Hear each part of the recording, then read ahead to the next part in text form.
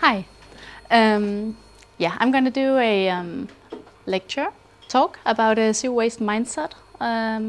First for an hour and a half, and then a 3-hour workshop. I know she said questions at the end, and that's fine. But it's also interactive. I think it's important to debate and discuss. If you do have questions, I'm just going to repeat them for the video. And I'm also going to ask you questions, and I would really like it if you will participate, because I think it's zero waste is about inspiration, and it's not just me. I'm sure we can all debate and discuss the various ways of being a zero waster. So I would really love it if you would also participate if you want to. But I'm gonna talk a little bit about myself first. My slide is in Danish, because I thought this would be in Danish. Yeah, my name is Calina. I'm from Copenhagen. I moved here to Sydfyn 2 years ago. And I started this zero waste journey 6 years ago, approximately, when I became a mom for the first time. Before that, honestly, I didn't even know what sustainability meant. I knew the word, but I didn't know what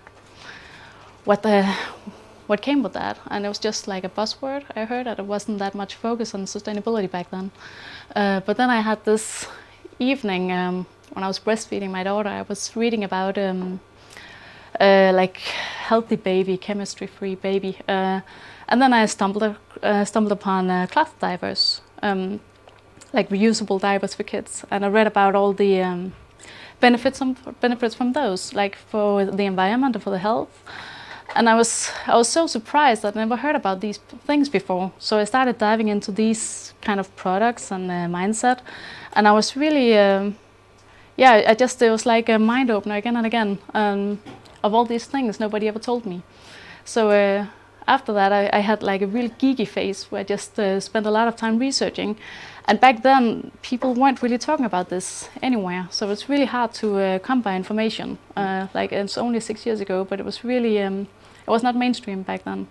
So I started a blog about all the things I discovered and all the things I was passionate about, and my experiences, my personal experiences. And then I started an Instagram profile as well, because I found that Instagram is a really good media for sharing how we do things in everyday life. And that's basically my approach. It's very low-key. It's like, how do we actually implement this in our life? So that's what I'm doing on Instagram. And since then, it's just continued, and I wrote books about it. This was my first book. That's right here. And I wrote a few books after that as well. I do talks about it. Yeah. So today I'm gonna, in this lecture, I have a little bit of a holistic approach to zero waste. I think often that zero waste becomes very practical, very, yeah, it's also, I think often it's very like geeky, very people who are really passionate about making stuff themselves, or really want to, really, it becomes very complicated, I think, too complicated. About people have to spend all this time making their own products, and even though that can be an interesting part of zero waste, and I also spend a lot of time trying that myself, it's not the most important part, I think. I think it's bigger than that. So that's what my talk today is going to be about. It's very much a zero waste mindset overall in life. So I want to talk to you a little bit about, first of all, the zero waste definition. Because I'm assuming many of you have seen this little trash jar people talk about, like it's zero waste means zero trash, and then this woman, she started a little jar of trash where she put all the trash she had made in like a year in a tiny little jar, and it was really impressive that she could make that little trash. But I think I don't think it's the right definition if we talk about zero waste, to consider waste being trash. I think it's really a very, very small part of it, and I also think it's the least important part of it. So it's a part I'm not very interested in myself. I do what I can to minimize trash, but I think it's the least interesting part of zero waste, actually. So I would like to ask you, and I'm going to repeat it for the video, what kind of waste could you think about that isn't trash? Do you have any others idea? What is waste to you? Plastic. Plastic, yeah. But that could also be trash plastic, or do you think like plastic products or plastic production could be wasteful as well? Is that a... Plastic generally, it doesn't recycle. It Yeah. goes around all the time. Yeah. So, So you, for example, in the organic way, if we speak about the chain, biological chain, so one product can be a food for another, but plastic now. yes. So you think waste in regards to bio degradability and yeah, definitely, yeah. So maybe it's also can be like some information waste and cyber waste, like a lot of files you keep on your phone and computer, and also like a lot of links you follow on the internet. Mm-hmm. Exactly, yeah. Will you repeat that? What? Will you repeat it? Yeah. It can also be like cyber waste, and I know maybe some of you also read about how Netflix is actually super wasteful. Yeah, so that's also a part that people are also talking a lot about now. But also, how about waste in regards to the clothing industry? Often when we talk about clothes, it's very much about, oh, then remember to say no to the bag you buy. When you buy a dress, you have to say no to the bag, or you have to buy plastic free, or you have to buy the right materials. That's part of it, definitely. But also, like in the food industry, many of you maybe heard about food waste and how much food every supermarket throws out. The clothing industry does the same. They also burn all the clothes they're not going to sell. So that's also a really big part of it. But again, if we take it even higher, yeah. I think of attention, or at least my own. So what I give attention can also be, I don't know if waste is the best word, but I like thinking of my attention of something I can also make regenerative and thoughtful to what I give attention. Exactly, yeah. Waste in regards to waste of time, waste of attention. And that's a big part of what I'm going to talk to you about today, exactly. Because waste of money as well. That's also a big part of zero waste, I think. It's very much about waste in general, zero waste mindset. So you live in a way where waste is, you live more intentional. It's like intentional living, it's conscious living. I have a talk later on this festival about mental minimalism, and that's very much the same, because I think that waste is, it's not important enough to just the very little part that is avoiding trash. It's so little part of it, and I think if we generally comes into a mindset where we consider what we buy, what we think about, what we do, I think it's about becoming conscious and intentional in our lives about everything. It's about care. Taking care about things, it's being appreciative. It's a very big part of it as well. And I think that's some of the points that are lost today in our consumer society, is that we become wasteful in everything. Wasteful with our time, wasteful with our money, wasteful in our consumption. We don't appreciate the resources we actually use when we buy. I think in general we're spoiled. We are thoughtless, we are busy, we're stressed, we don't have the energy to think about it. So to me, zero waste is very much about minimalism and simple living. It's about being appreciative and conscious about what we do and how we spend our time. Just singing.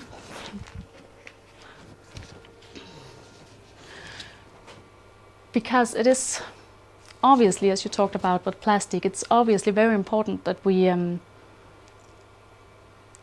think about the resources we spend, because we all know, and I'm not going to bombard you with facts here, because I think most of you people who are here know that we are very many people. We don't have enough resources, and that's why we even start talking about zero waste, because it is important. We know that we spend too much resources on the things we buy and the things we eat. We know that's very wasteful. And another part, we'd also talk about waste in the food industry in regards to how we produce our food, all these things. I assume many of you know a lot about that. Am I right? Have you heard about that? Yeah, I think that's pretty much mainstream knowledge by now. It wasn't a few years ago, but right now I think we all know that.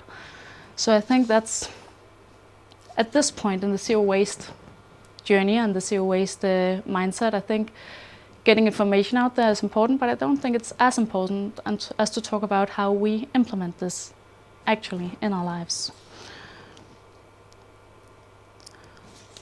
So any of you, do you have any experiences with zero waste by now? Have you done anything in your lives in regards to avoiding waste, any kind of waste? So I was speaking about zero waste hairstylist movement in Ukraine, and we do refilling station. So the client can come into the hair salon and refill their own jar with the shampoo that we have. So it's kind of practical. Yeah, exactly. Like bring your own container. Yeah, that's and I know you could also do that in private lives. If you just go to the cafe shop, you can also bring your own.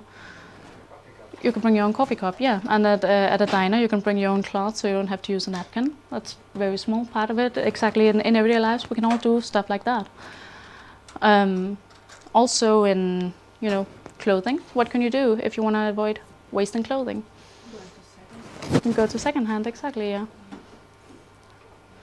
You could look for more sustainable materials. Also, we're also going to talk about in the workshop today, we're going to talk about wardrobe, like a zero waste wardrobe in general.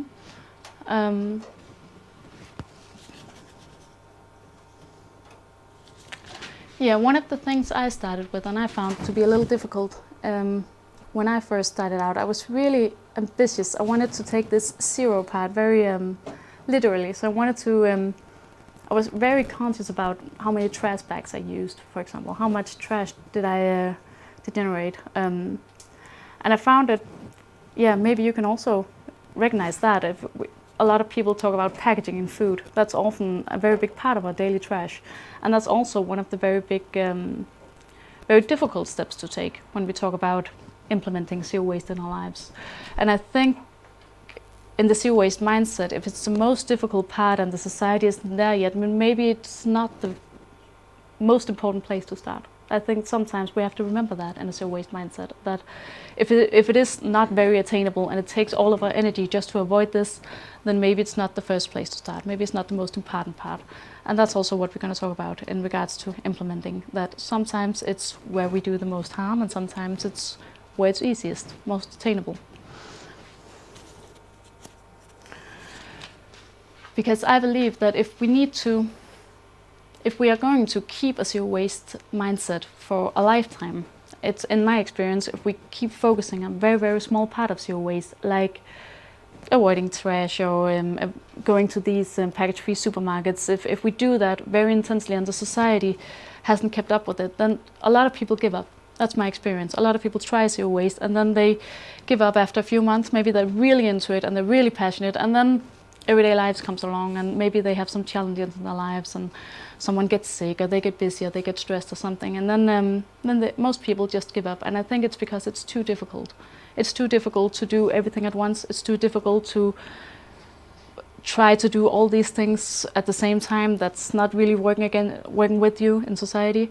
So to me, I think it's about habits. It's about structural changes. It's about making it easy, one thing at a time, to find alternatives that are easier than the other ones. And that's actually what I experienced when I went into zero waste. It was these lasting changes where I had this eye-opening that says, this is easier, this is a win-win-win. It's easier, it's cheaper, it's simpler, I gain focus.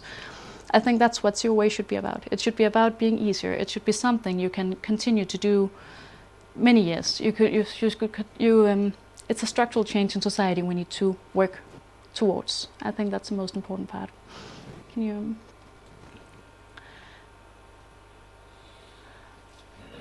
And I think a lot of the things that goes wrong in this zero waste implementation in everyday lives, it's because there is an alignment in the different levels in our lives. We have this, for those in English, I wrote vision, identity, values, resources and knowledge, habits and environment, daily habits and environment. And I think that some people start out down here, they hear about zero waste and then they just start out in the environment. They start out really low-key, we're just going to change this. But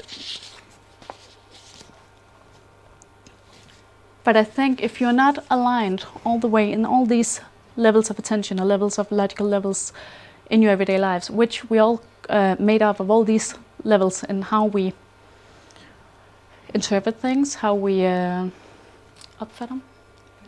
perceive life, then I think we need to be aligned all the way through. And if you start out in the environment, or maybe in the last two, in your behavior and your habits, and you're not aligned all the way up, then at some point you're going to forget, why is it that I'm doing this? Why do I keep... maybe if you start in the environment because all your friends are doing it, then maybe you're doing it. And then down the line, when you change friends, you're going to be, this is too difficult. This is not worth it, because we need to fit in the long run. You can be very idealistic about it. You can feel like, I should do this. It's I've always done this. But as the years pass, at some point, most people are going to give up if it's only in the environment, because they're not aligned all the way through. So at some point, some values they have or some vision they have are going to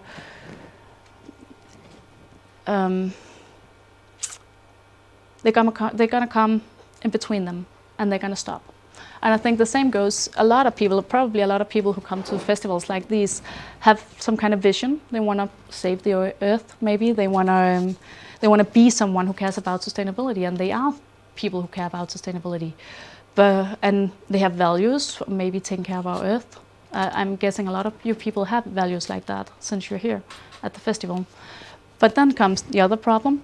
What if you don't have the necessary knowledge? Or what if you don't have you haven't made the new habits? Your behavior isn't aligned with what you actually want to do. Or maybe your environment isn't. Maybe your friends don't support it, or your parents don't support it. So I think that's really where we need to be aligned. Have you ever experienced being in a situation where maybe if you have the vision, it wasn't possible to do in your life? Have you tried that? Maybe if you want to be zero waste, then you're going to give a gift. Maybe you receive a lot of gifts. Maybe you said you don't want any more gifts and your parents keep bringing them or something like that. I think that's really common. I experience in the zero waste community that a lot of people have these values, but it's really hard to get the environment to follow along. So they get really frustrated, maybe really angry. And at some point they're going to burn out. I think that's really common. Or maybe some people start because they're part of a zero waste friend group. People who really care about this, but they don't really care themselves, so maybe they don't know why they should care. And then it doesn't become about saving the earth or whatever it is you want to do. It becomes about fitting in. It becomes about living up to your friends' expectations of you. I think there's a lot of status in some environments, and zero waste perfection status. That's also really that also takes up a lot, that people want to show, maybe on social media, that they do things the right way. So it becomes really show off zero waste instead of maybe actual zero waste. That's also a problem. I don't know if you ever tried that. Yeah.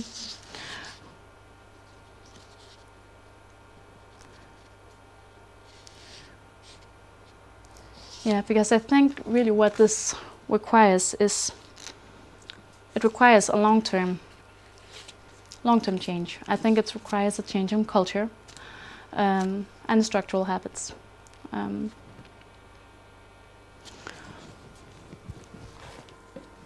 I think it requires patience, because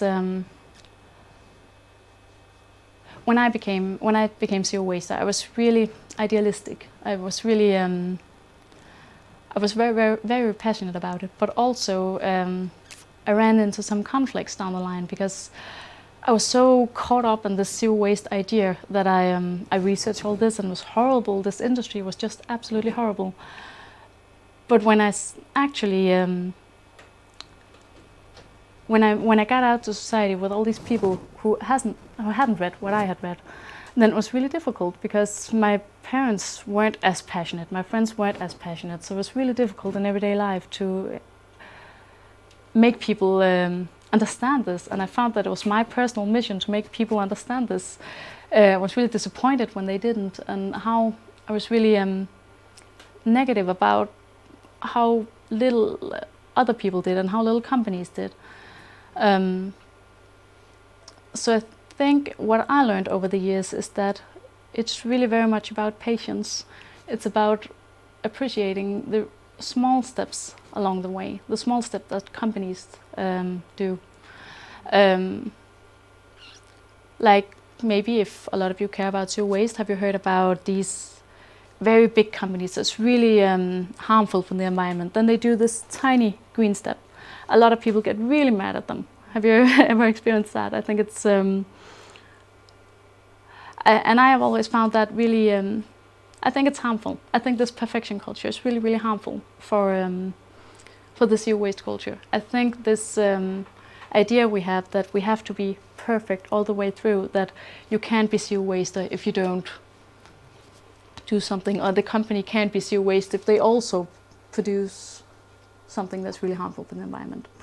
I think it's harmful. I think we need to think broader. We need to think in the long-term picture, because in the short term, yes, it's really conflicted how a company can support something that's horrible and also something that's green. But what I've learned and why I've become so optimistic within these 6 years since I started out is that it goes really, really, really fast. Actually, it does. And a structural change like this takes a really, really, really long time. You can't change anything in a year. You can, but if it has to last down the line, then it's gonna take a lot of small changes, both within our families and within the companies and within politics. It will be these small, not enough changes. It's not gonna be enough, but it's maybe the next step will be a little closer and a little closer. And I think that's really important to think about.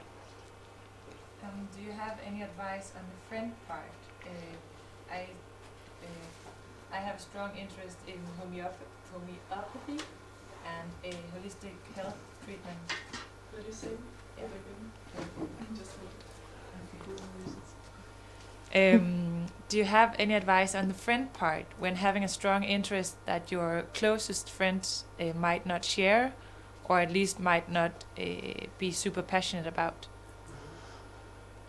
Yeah, I experienced that back then. When I became a mom, exactly, I was very passionate about sustainability and also parenthood and this simple parenthood, and I was all alone. My friends back then didn't care about this at all, and my parents didn't.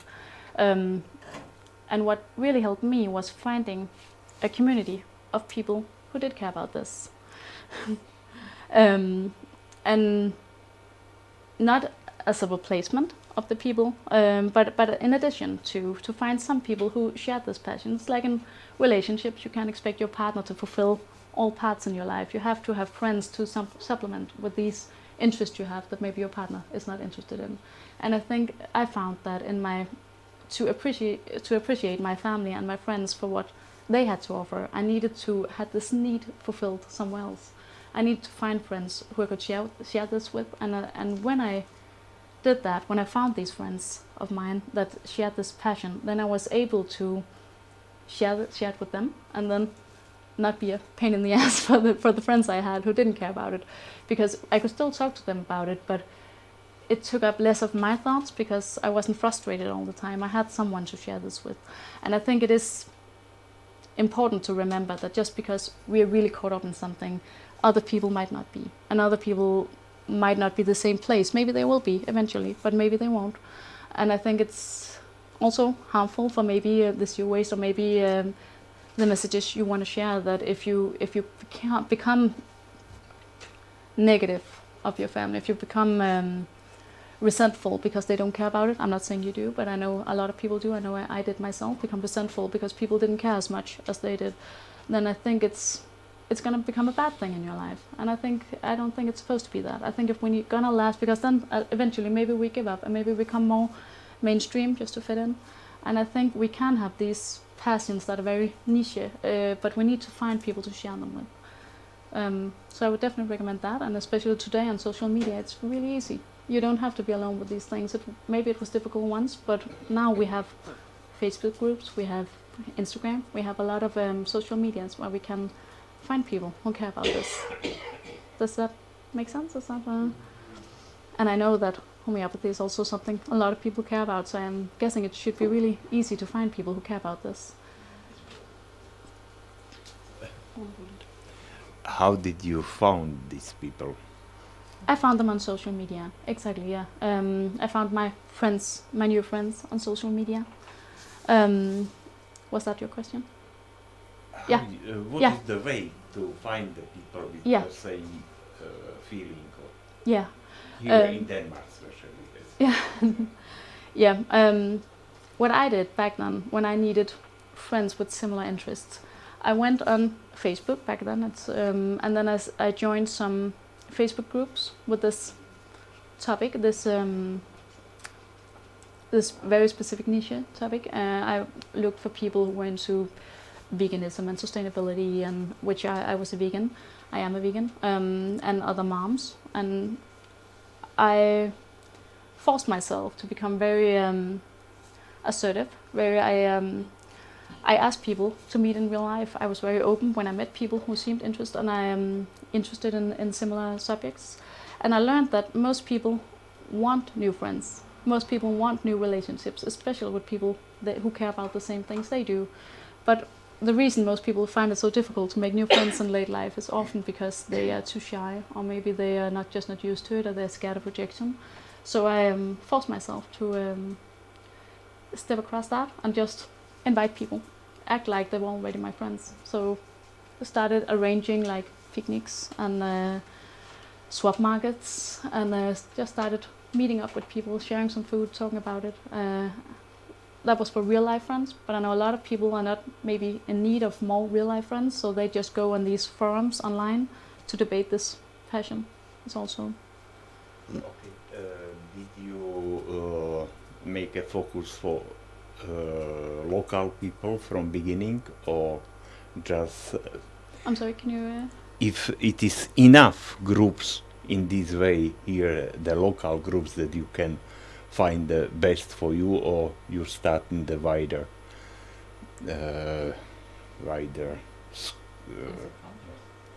From other countries also? not the other countries, but if you don't have the local communities you can share, so then you start on the wider way, and later you can pick up some people and open your community. What was your way? Yeah, actually, I started out, as I said, with these small picnics, and I lived in a big city, so it's very easy. But also, we were several people I knew who had this dream of living at the countryside, living in nature, living really, really cheap and sustainable. But we were all city people, and I was scared of moving to a place where nobody else would care about this. I was scared of being an outsider. So I started asking several of my friends if maybe we could do it together, if maybe we could be more people who moved to the same place. And we moved here to Sydfyn because we knew that there were many people here with these similar interests.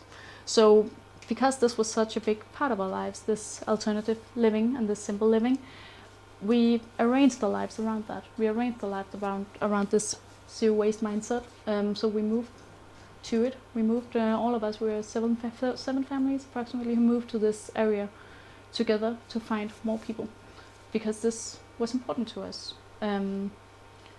This might not be for everyone. It's also depending on your priorities. But we did it in regards to this family life we wanted. That was already here. So I think it's generally about zero waste, and we're also going to talk about this in the workshop.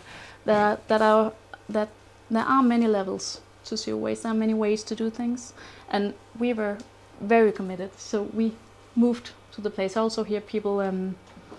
We are unschoolers, or kids, they don't go to school, and a lot of people write me from different countries where it's not allowed to be unschoolers, and they move to the countries where it is allowed because it is that important to them. And other people might share these values, but they don't. They have other values. Maybe if you get back to this pyramid of levels, they have other values as well that don't allow them to move only for that, for example, to move for the environment. So they find other ways to do it, maybe more compromises. And I think that this zero waste journey is so individual. We need to find the exact compromise that works for us. Yeah. No, it makes so much sense. I just want to know, you said you were 7 families. Yeah. For instance, how did you do with your jobs? Did you then... Yes. Now you said that you were 7 families moving to another place, maybe from Copenhagen or I don't know. Did then everybody just, for instance, let their job go or find another job or take another education so that you could get a job nearby? Or just how did that path go? We were thinking long term, so we didn't move here the same time. We didn't move here all within the same month. We moved first with another family, and we when we decided to do this, my husband, he was applying for jobs, so he started by applying to a job closer while we were living in Copenhagen. He replied to a job that was in the middle, so we were able to. While we were in Copenhagen, he was able to go to work and back, and when we moved, he was also able to go to, but in a different from the other side of the job. So we did it that way. But of all these families we know who have done similar things, some people took maybe 2 years to get here. So it's taking a long time because it was a really big change in life. We needed to be patient. We needed to find solutions along the way, and I think that goes all the way. Sometimes that's what I always say. Zero waste, for example, if we to get back to the small part of it, zero waste can definitely be about drinking from a juice bag with a plastic straw. It can, because if you already have that, sometimes we need to be patient. We need to make changes down the line, and we need to do it to find the community. We need to do it to replace things in our lives, to replace habits. So it's if you can. That's my next point, that we can all be zero wasters. We are zero wasters if we decide that from now on I'm going to work to eliminate wasteful behavior, wasteful consumption in our lives. Then we are zero wasters.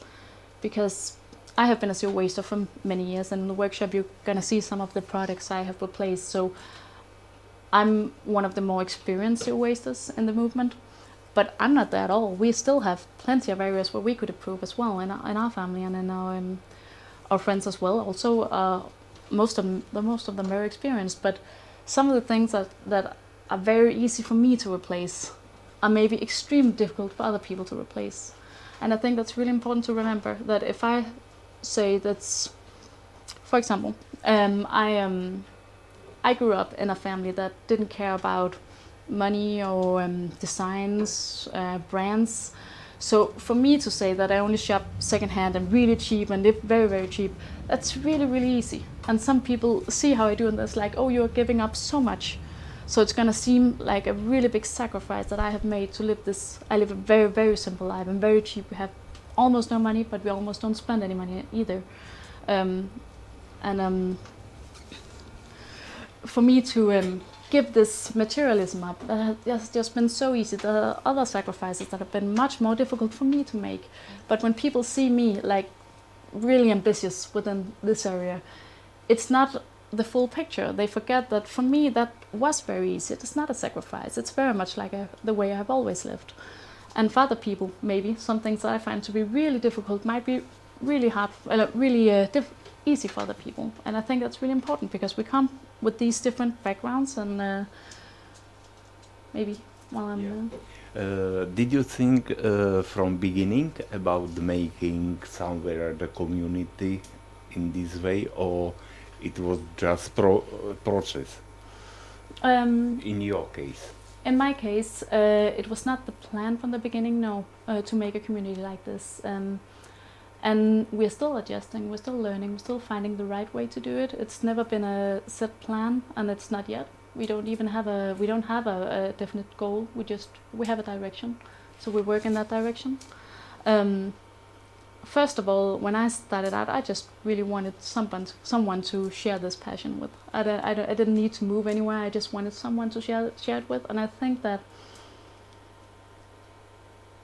it's also about the patience. I talked about that sometimes what seemed impossible for me to do back then, it was impossible from where I was standing. But then I met some people, and that opened some doors to do some more things and to get more inspiration, and some things became easier because I found some help from other sources of inspiration. And then as I took that step, I found more people who opened more doors. And I think that's really, some people look at me and say, how did you do that? How did you get all this way in such a short time? It must have been easy. You must have had the job to do that. But I think it's really much about all the small steps, because you can't foresee where you're going to end in 2 years. If you start going in this direction, you can't possibly know which doors will open for you. As you take just one step, you might meet someone who'll open a new door for you. So you will never know. So it's really much more about a direction in life, I believe, than a definite goal. Because we also had some goals when we started moving here, but we also down the line find out that this some of the ideas we had of what we wanted wasn't what we wanted when we got there. So we needed to adjust and adapt. And I think that's just, we learn to be flexible and we learn to adapt along the way. And I have no idea where we'll be in 10 years. I just know the path we're on, the passions I have, and how I've aligned my values and my environment, and I keep doing that with adjustments as I grow as a person. So, in this communication on internet, earlier you didn't have the personal contact, just to make some friendship through communication on internet. And later was one idea to go there, and you sold some free houses around, so you recommended that, and it's all. So it was not as a build a community, it is just the friendship related to this communication on internet. Yeah, well, in our very specific case, we started out at this friend group with similar interests, and then some of us had more similar dreams and interests, and we then decided to move and to find, but not necessarily a community, much as to move to the same surroundings. Exactly, to get the, can you go one back? We all had these visions. We have identity, we had values, we had the knowledge to do what we wanted to do. We basically wanted to change our environment, and we were a lot of people who agreed on that, because the things we really wanted to do required a different environment. It required some different settings. So the reason we decided to move, it wasn't so much as the community. We wanted to keep all the things that was working for us in Copenhagen. We wanted to keep those, but in a different setting.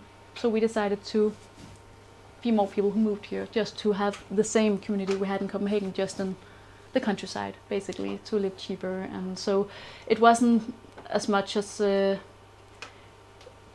was basically just a friend group. We wanted to have friends, so we took some with us, and we found more where we went.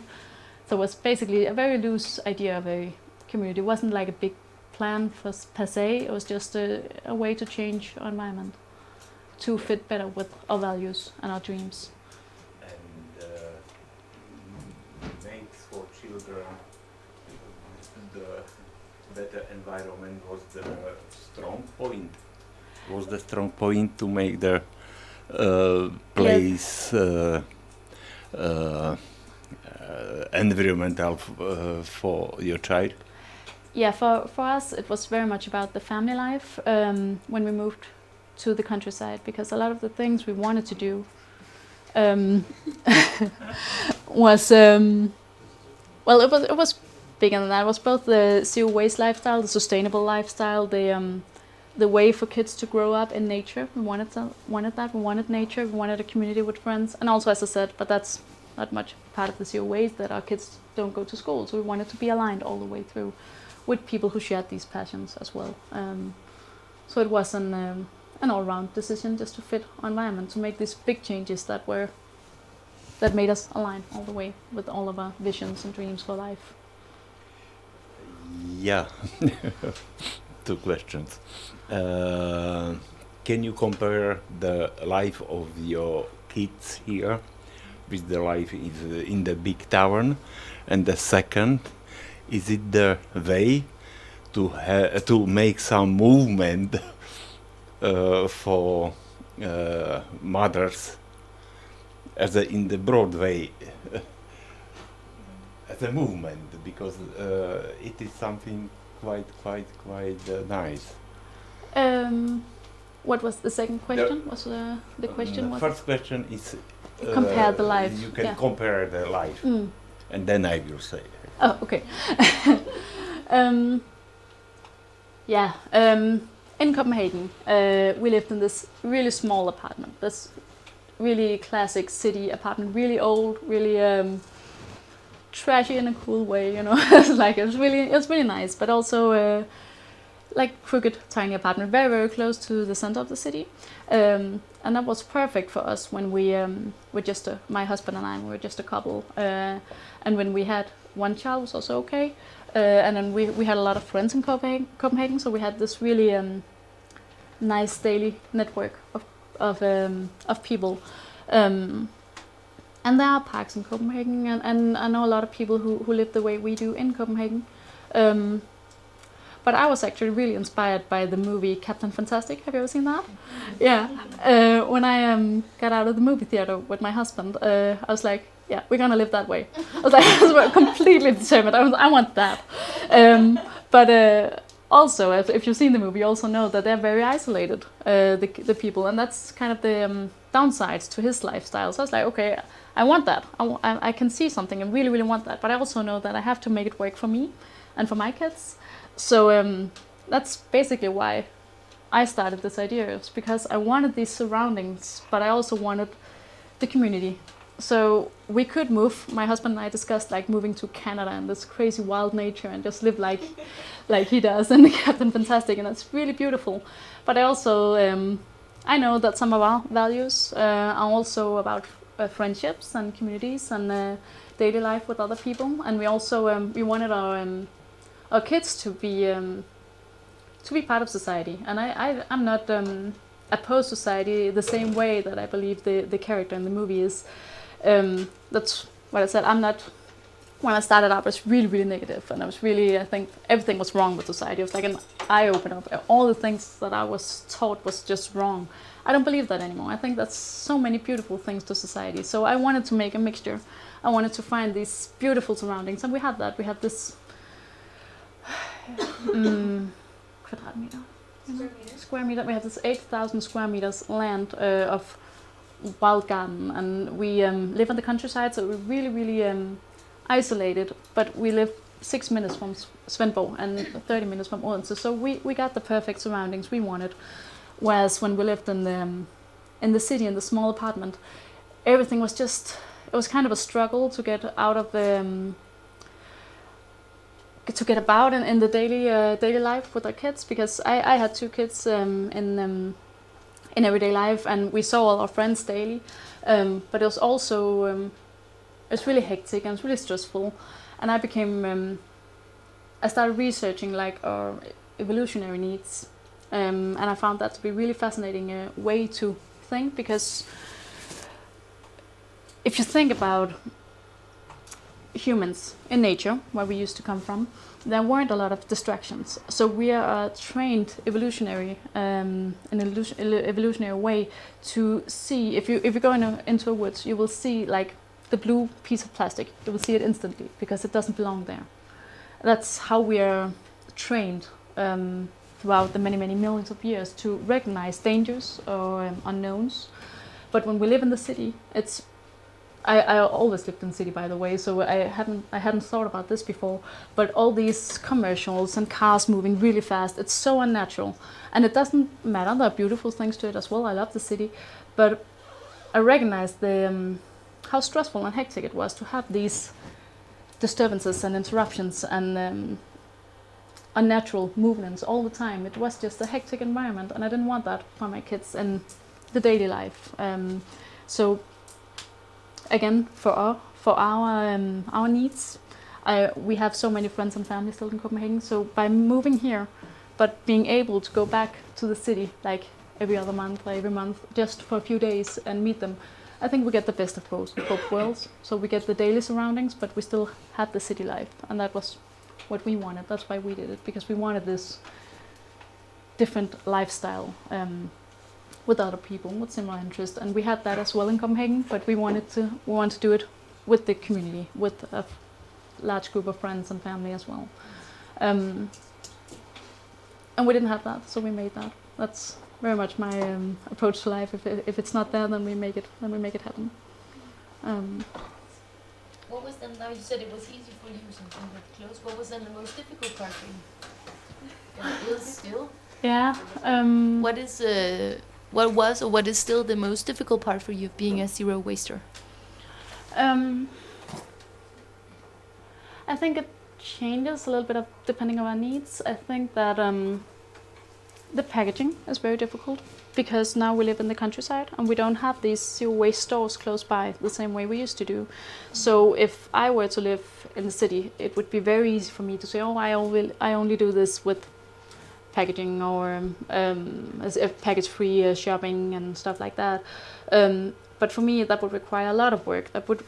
It's very difficult in everyday life with kids as well. Yes.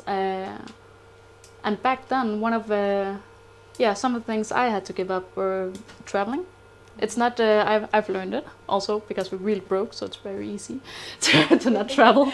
But back then, when I researched zero waste, when I was writing the book, actually,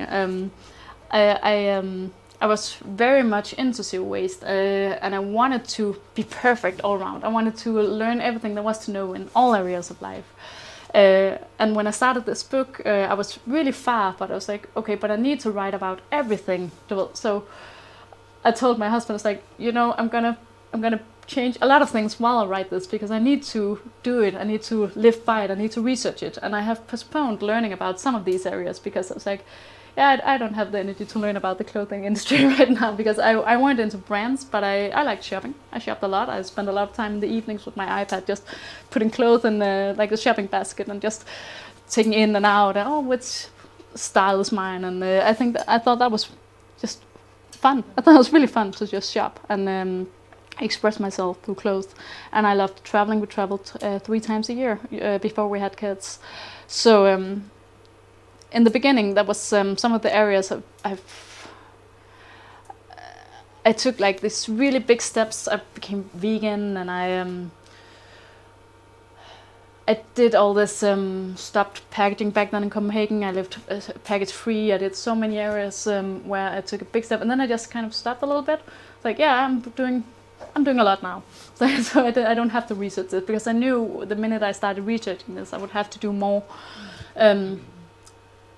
So some of the last things I started doing was stop shopping. I haven't shopped for many years now. Or traveling was also one of the last. It's not that I would never travel, but I haven't traveled for many years now, and I plan to, and I also plan to do it in a more sustainable way. So that was some habits I had to change, but also some of the last ones.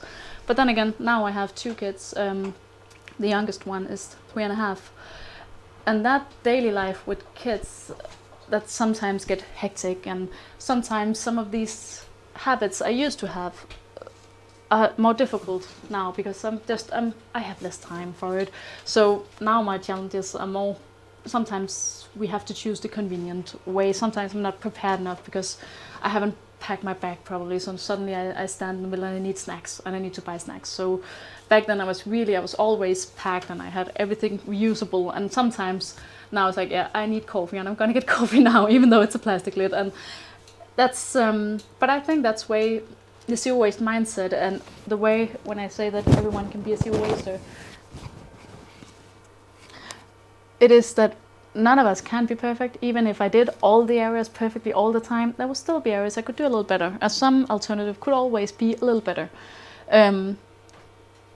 But because I have this mindset, I'm aware of it. So when I buy something, it's not about the thing I buy now. It's not about this bad product I just bought. And it's about recognizing, okay, I did this, and I'm gonna have to change my habits down the line. Not all the time, and I also I forgive myself if I do this. I don't even blame myself for it. I know some people really do. I shouldn't have done that. I don't do that at all. Actually, I don't.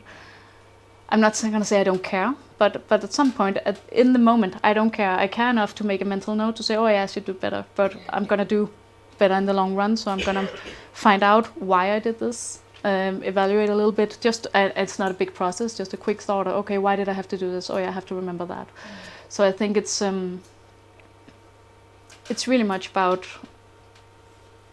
yeah, considering why why am I in need for this? And then maybe forgive yourself if you're in a place where it's just not the place where you can't focus that much on that part of sustainability. But you can also always do something, and some things are going to be easier than the other habits, so you can start there. And for some people, if they have a lot of energy, maybe the first place to start would be with the place where you're most harmful. If you know that you shop a lot and you know that's really your worst habit, then maybe that's the place to start. For other people, maybe it's the last place to start. If it's the thing you'll enjoy the most, then maybe wait a bit there, start with some other things, get into the mindset. And I think it's really much about getting into the mindset of appreciating the resources we do spend, because we are going to spend resources all the time, and some we can do it better. And also in the workshop we're going to talk about the various ways to change your habits, and some are definitely going to be more sustainable than others, but they're all in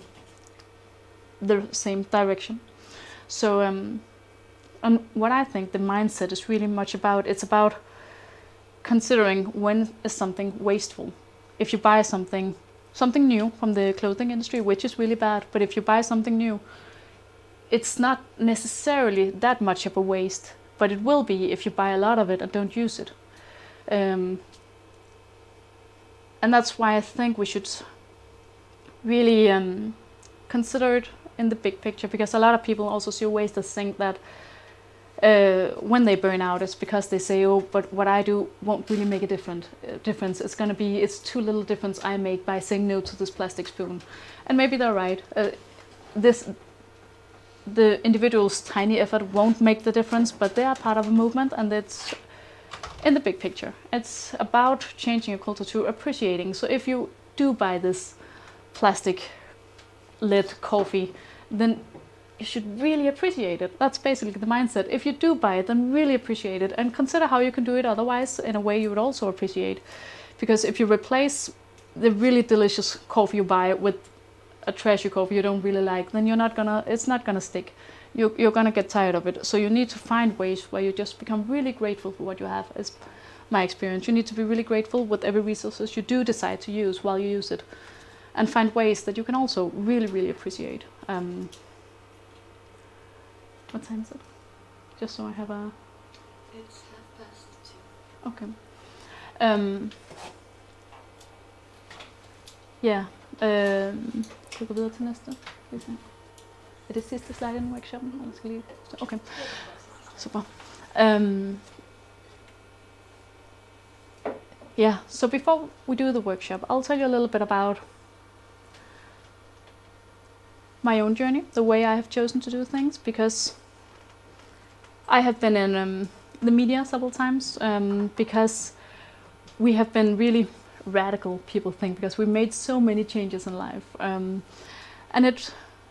we're going to talk in the workshop about this product-free life, this non-shopping. It's really, for some people, it's going to seem really, really extreme. And it might be extreme for a lot of people as well. But I have been in this, with this passion for so many years, so it's easy for me to take more steps down the line all the time. So when we talk about this and my lifestyle and the workshop, and you think it's really, really a lot, then you're right. If you're not into zero waste right now, or if you're only taking a few steps, then it's going to seem like a really, really lot, and it is. And I think that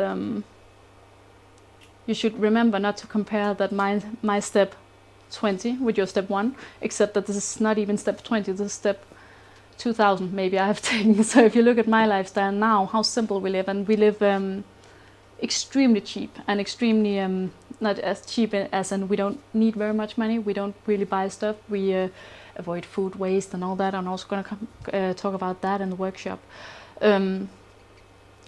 I think it's really important to remember that it's really different how we do things, and the way I do it might not ever be for you. Even if you take 2,000 steps, it would still look completely different.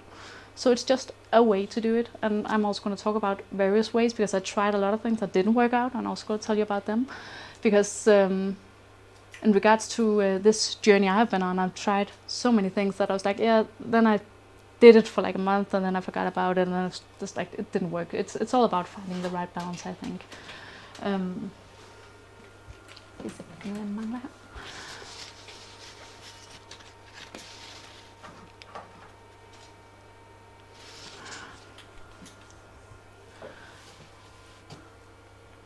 because, as I said before, with my journey has been very much about what I found to be easiest and most important, but also there are always many solutions to many things. I see a lot in politics when politicians, they make new laws maybe, and a lot of people are very disappointed, even though they all, you saw the last Danish election that everyone was talking about sustainability, and they all cared about sustainability. I truly believe they all cared about it, but the way they wanted to solve this climate crisis was so different, because we all have different priorities, but we also have different ways of doing things.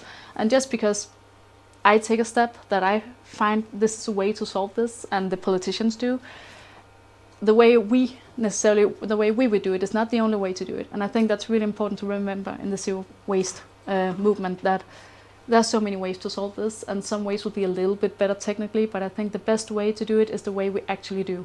I think it's like exercise. You can talk about which one burns the most calories, but if you don't do any of them, it doesn't matter. You have to do the one that actually works for you.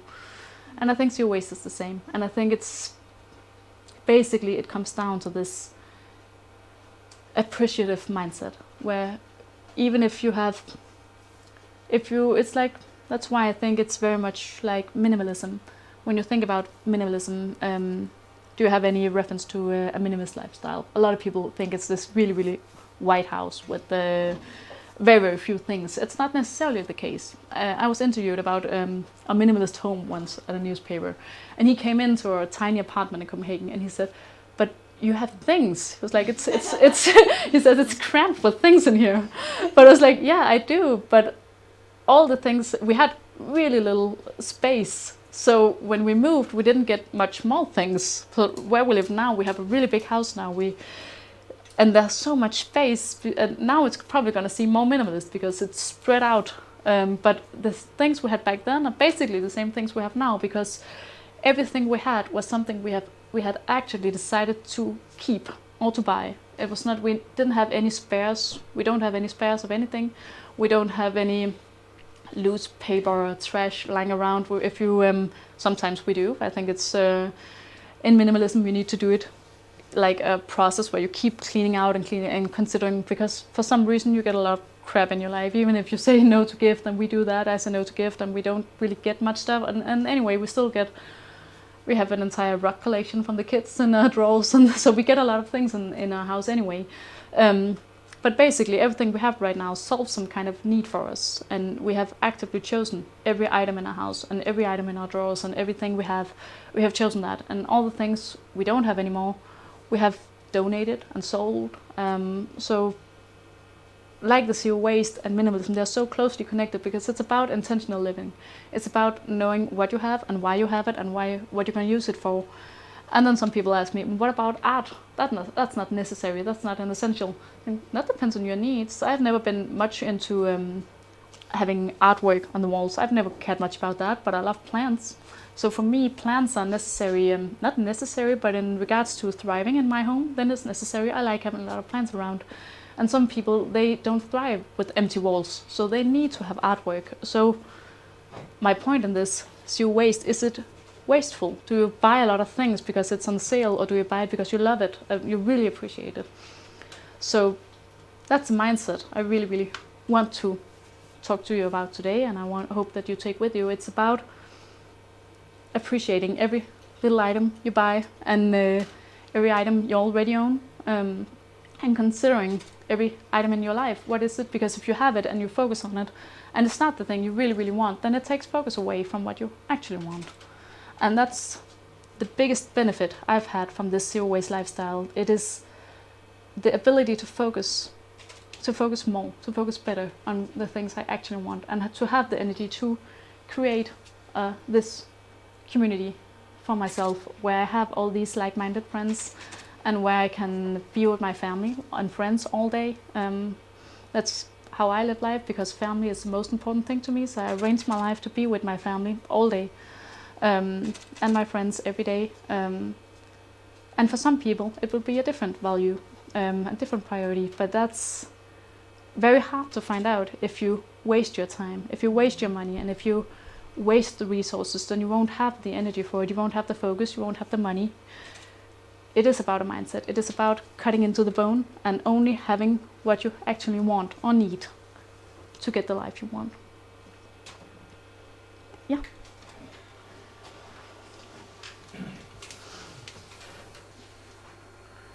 What is the interaction now with these friends around? How are you contacted? Still through internet, or you are going to visit each other? Yeah. And how often, or what is the system of? Yeah. Well, that it isn't. To me, I can speak for myself. We are a lot of people who live here. Relations.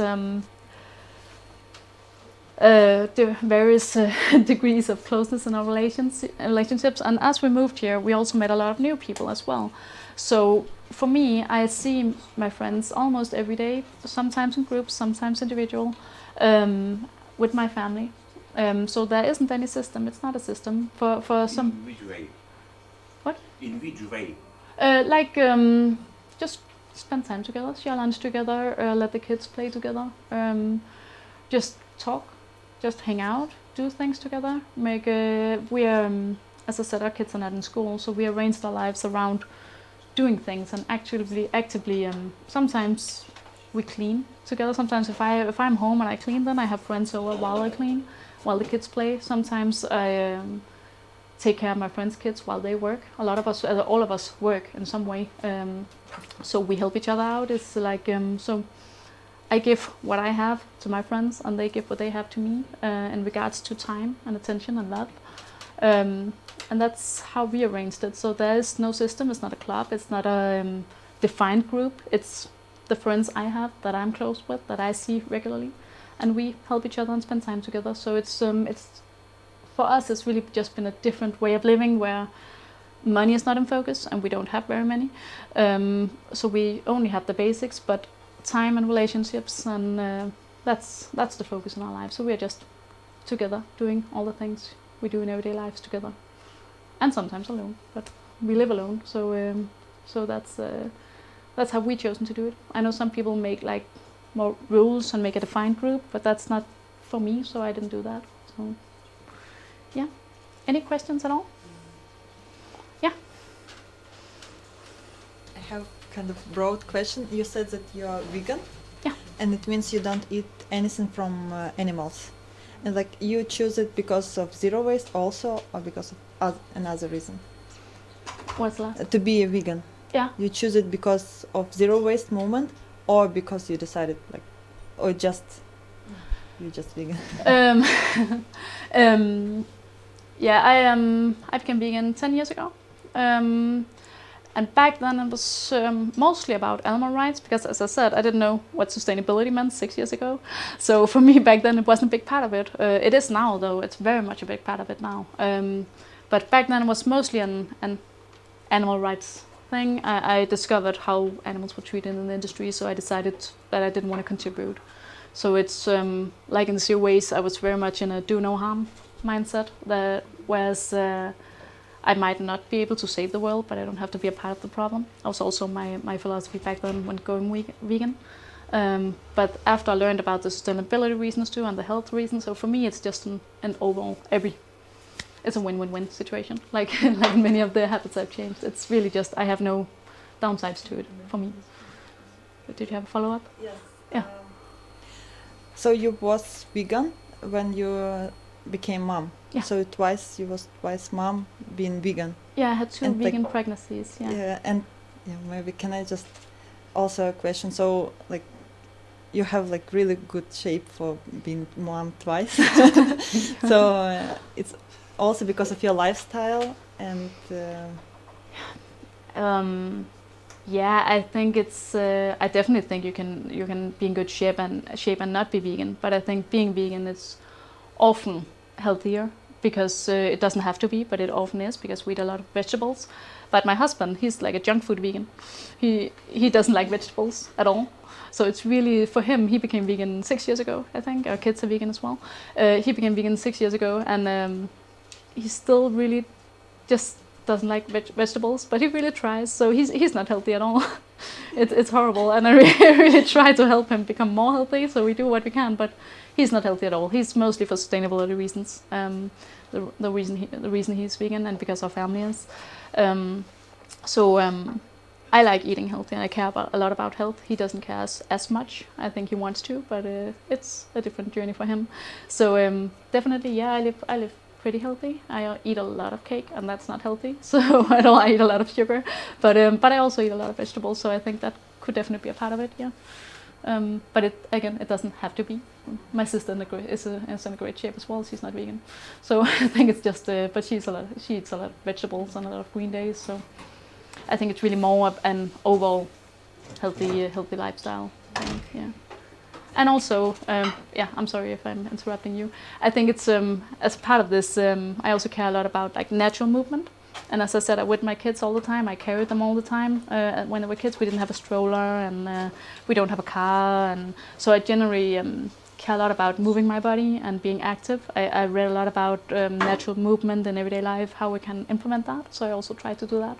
It's also a big part of my life. So I don't go to the gym or anything. I just have this natural movement philosophy for my life. And about cosmetics, shampoo, all this stuff, you use substitutes, or you try to use some natural ones, or you just buy less? That's exactly what the workshop is going to be about. I'm going to show you all the things I did. I'm going to tell you my journey to get there, because I changed a lot over the years. That was also 6 years ago I started changing my routines, but I'm makeup free and almost product free. So that's how I live now. But and you said you don't buy clothes for several years, so you just buy them in second hand, or don't buy it, or how? Yeah, I think I bought like one new item in 6 years, and I otherwise buy some second hand. Very little. I have a minimalist wardrobe. We're also going to talk about that. So I have like 25 items of clothes in total. But we do swap markets in our friend group. So everyone brings what they don't use. So I get renewal often, but sometimes I wear it out. These are definitely one of the last times I can wear these pants. So sometimes I wear it out, and then I maybe get some new second hand. So I inherit it from friends who are done with them. Most people have too much clothes, so if sometimes when my friends get into this minimalist wardrobe, they pass on what they are. So I live very much on leftovers. But it's good to have friends, yes, so you can share. I think that's definitely helpful, yes. But also, I think in this sustainability, it's very much about.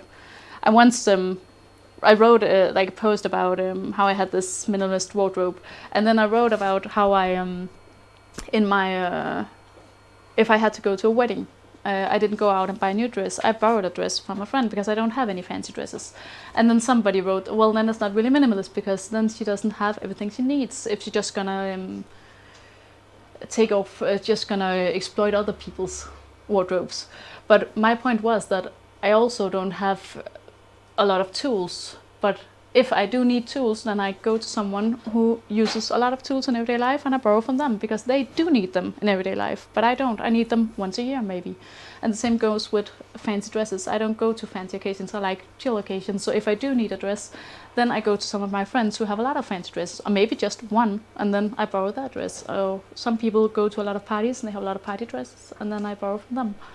And then when I was in Copenhagen, I was a part of this dress swap group where you can come with your clothes and then get with some new. So there are so many options to do it. So it's really been, despite the fact that it was one of the difficult areas for me to avoid shopping in the beginning, it's actually very easy. And even while keeping my own style, I never wear anything I don't like. I wouldn't do that in a minimalist wardrobe. I love all the items I have. So I actually find it to be really important. Just find solutions down the line. Just take one step and then see what happens and what fits best, I think. Yeah. I just want to make us aware of the time. Yeah. Because we have 50 minutes left for the workshop. Yeah. So I don't know if that's fine. Yes, and we're almost done here. I just want to take your last questions, but most of this specifics about my lifestyle and my suggestions to how to live more zero waste, we're going to cover that in the workshop.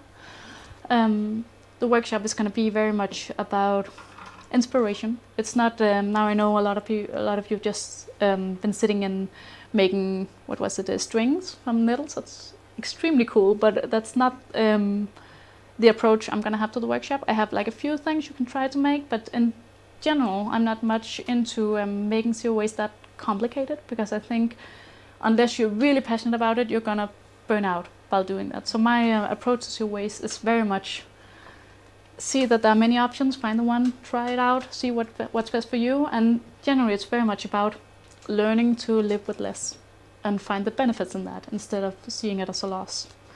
So that's going to be my approach to the zero waste workshop. I have a lot of products, but I also have a lot of things that I can't show because I don't own it. So that's also going to be a big part of it, to tell you how I get by without it, for example. Yeah. And you can ask all the questions you like.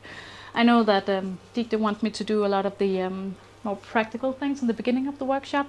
So afterwards, I think it's going to be easier when there are no microphones, and just talk and just ask all the questions you have. The workshops is definitely going to be about talking to each other and to me and just getting inspiration. It's very much a talk and show and feel it. Yeah. Any more questions before we take a break? Yeah.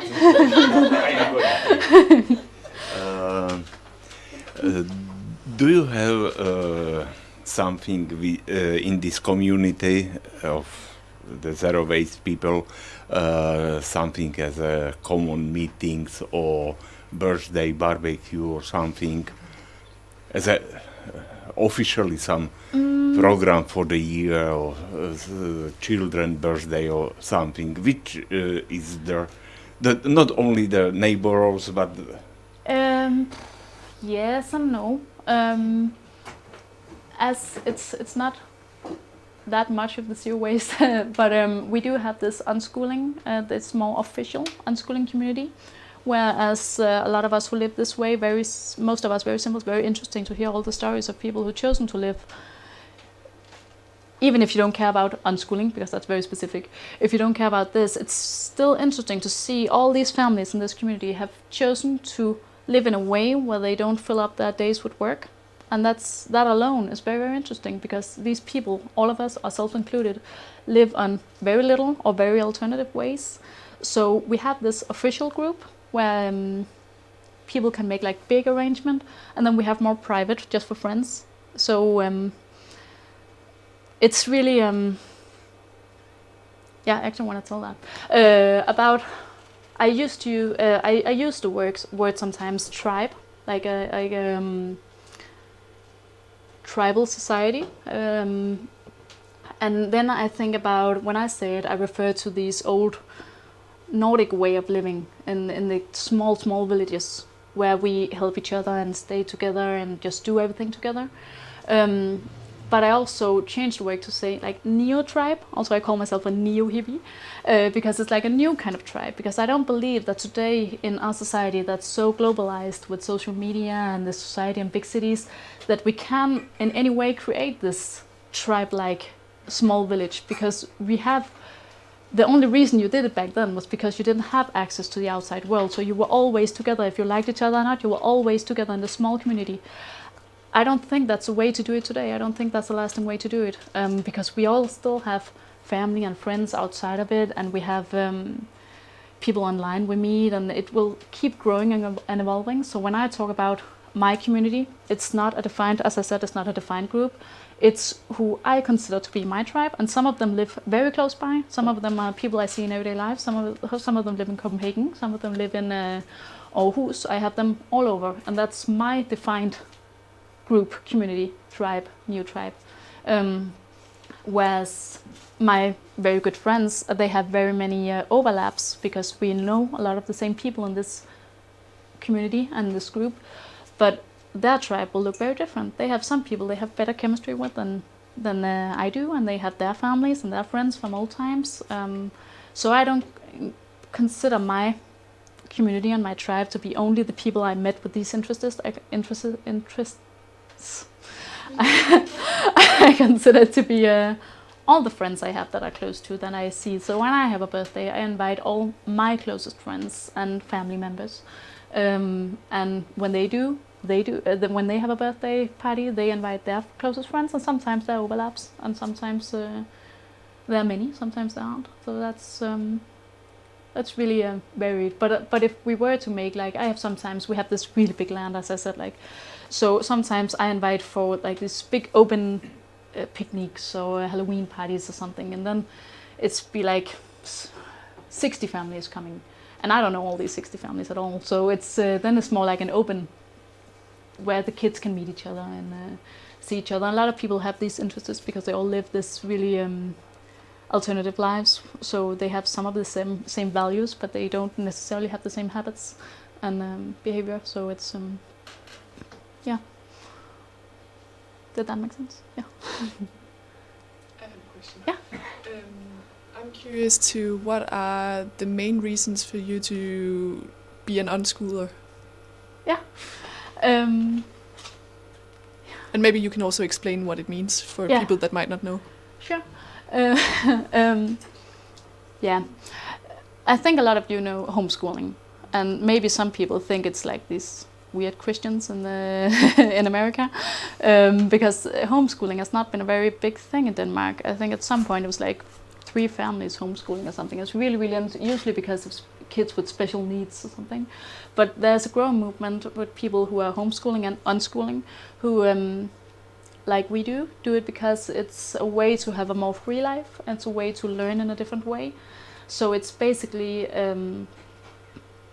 it's a way to be free from schedules and to be more present in families, to prioritize family life and friends and everyday life, and also to combine all this different ways of learning and living and implement it in everyday life. So if you take, Difference between homeschooling and unschooling? Yeah, the difference between homeschooling is I have friends who homeschool, and they use, like I do now, they use like a blackboard maybe and write, and they divide the day into subjects. So now we're going to learn about math, and now we're going to learn to write.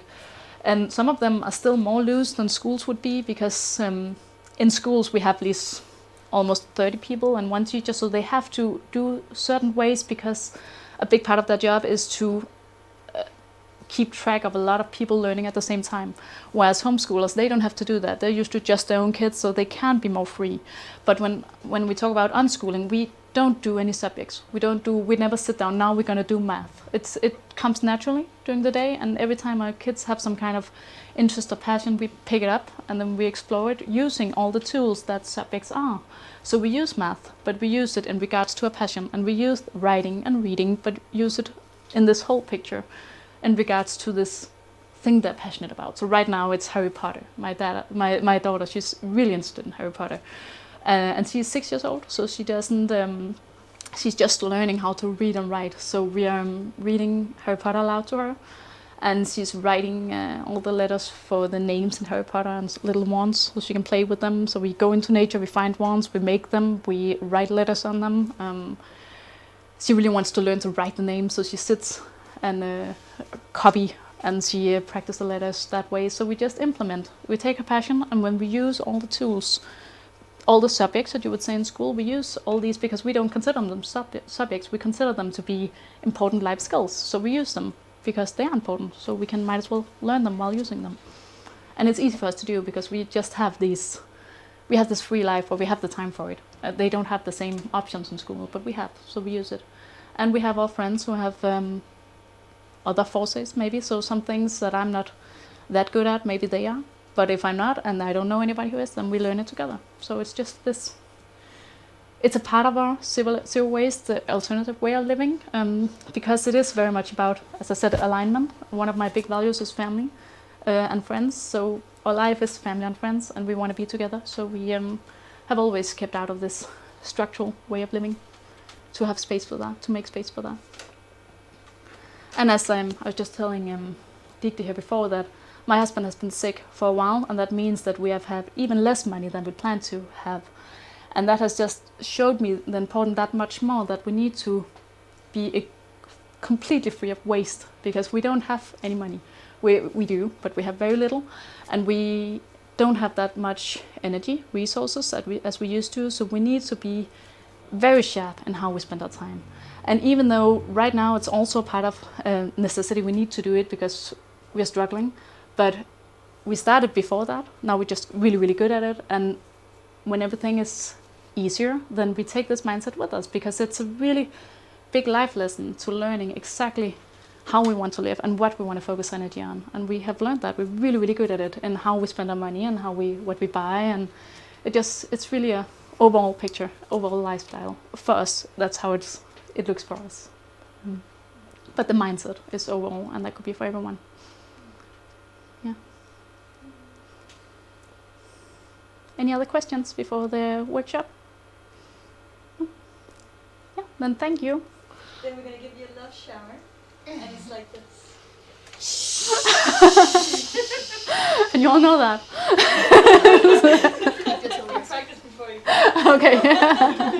Thank you.